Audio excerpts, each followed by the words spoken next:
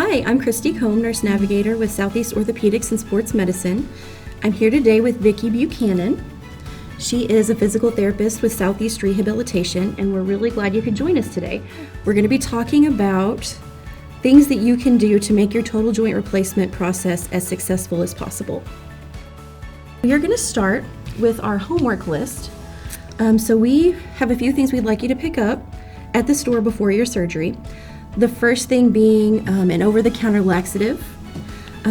So the generic name for this is polyethylene glycol, and you would be taking this twice a day with 8 ounces of water as per your surgeon's recommendation. Just want to make sure you don't get a post-operative ileus, so you want to make sure you pick this up. The second item you would want to get would be cold packs or ice packs. These are going to be your best friend during your knee replacement or your hip replacement because you're going to want to be icing and elevating every 2 hours for at least 20 to 30 minutes. That will help the pain and the swelling. We also want you to know, we have probably talked in the office and we have your home health being set up, or we've talked over the phone. So you should be getting from me a date to stop any blood thinners, aspirin, anti-inflammatories, or things like Xarelto if you take those. If you don't have that date, I want you to give me a call because we need to get your medication stopped before your surgery. And Vicky's going to talk about some of the neat gadgets that that aren't necessarily required, but they help make your recovery a little easier. Yes. So this is a sock aid. As you know, it's probably hard now to get down to, bend over enough to get your socks on and off. But this will really help after surgery. So they have these items at drugstores, medical supply stores, Amazon. Yep, you can get anything online. Yeah. So sock aid, a leg lifter. Getting your leg in and out of bed can be one of the hardest things from a functional standpoint after surgery.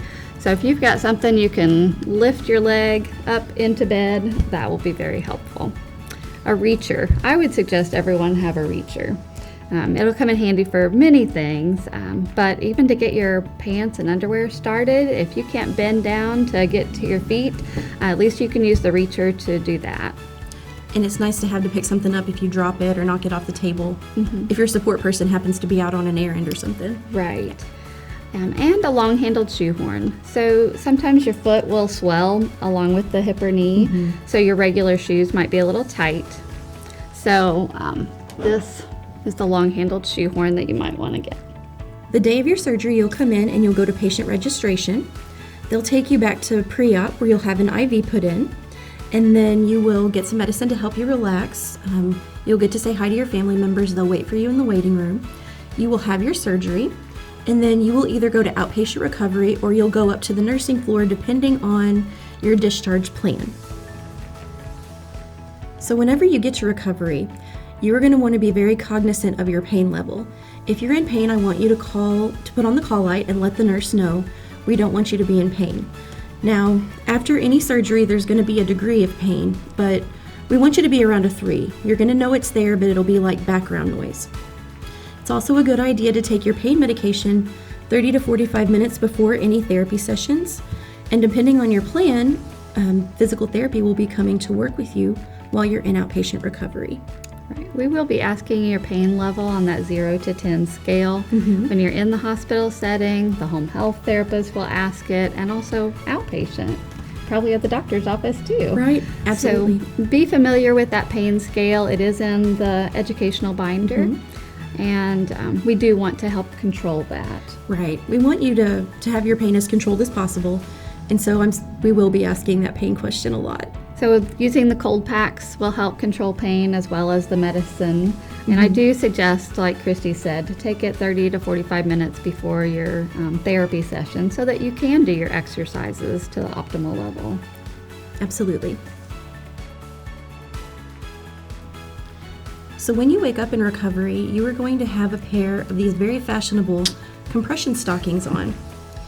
These will help decrease swelling. They will help you not get a blood clot, and they're just a good idea after surgery. You'll need to wear these for at least a week after your surgery.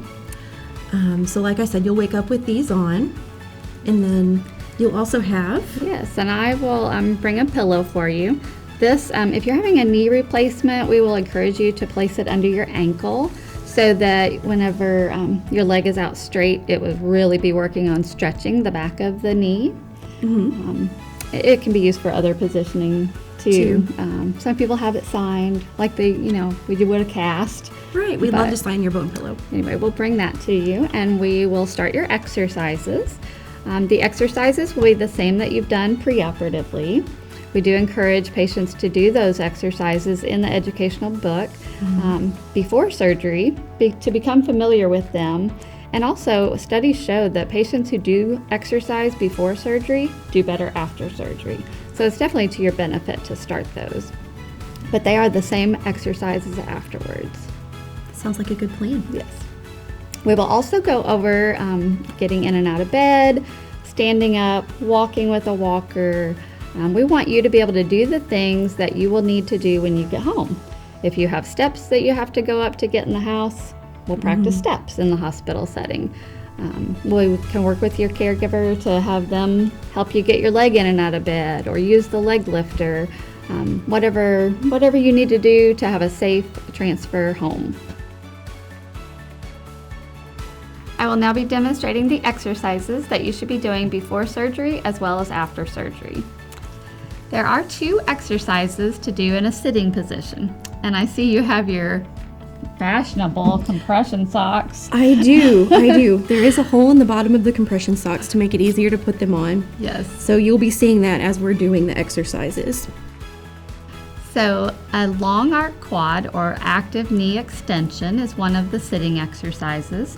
You will straighten your knee as far as you can and then slowly let it back down. So in this position, is it important to point your toes up, or is it okay to leave them pointed out? If you can pull them back, that will give you a better stretch back there, so that would be good. And then one other exercise, in a sitting position, you will be working on bending your knee. So you will try to bend your foot back toward the bed or the chair that you're sitting on as far as you can. You will have that incision on the front of your knee after surgery, so obviously it's not going to feel good.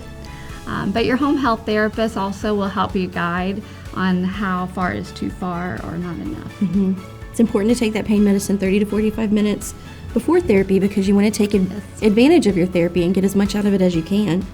So, just go as far as you're able to. The first exercise is ankle pumps. You'll be pulling your toes back and then pointing them down. This helps circulation as well as helps to stretch the back of the knee when you pull your toes back. So don't just do a little bit, really pull back and then down. Second exercise is a quad set or knee push down. So with that one, you will be tightening the muscles on the top of your thigh as if you were trying to press the back of your knee down into the bed. You will hold that for 5 seconds and then relax. That's a quad set. The third exercise are gluteal sets. Same type of exercise. You'll be tightening muscles without any direct movement, but it'll be your gluteal muscles. So tighten your gluteal muscles. Just squeeze them? Yes. Hold for 5 seconds and then relax. I'm going to move this pillow for the next exercise. It's a heel slide. So you will be bending your knee up and back down. And you may not go very far at first. That's okay. Just do what you can. But the heel and the bottom of the foot, do they need to be in contact at all times, or just the heel? Just the heel. Okay.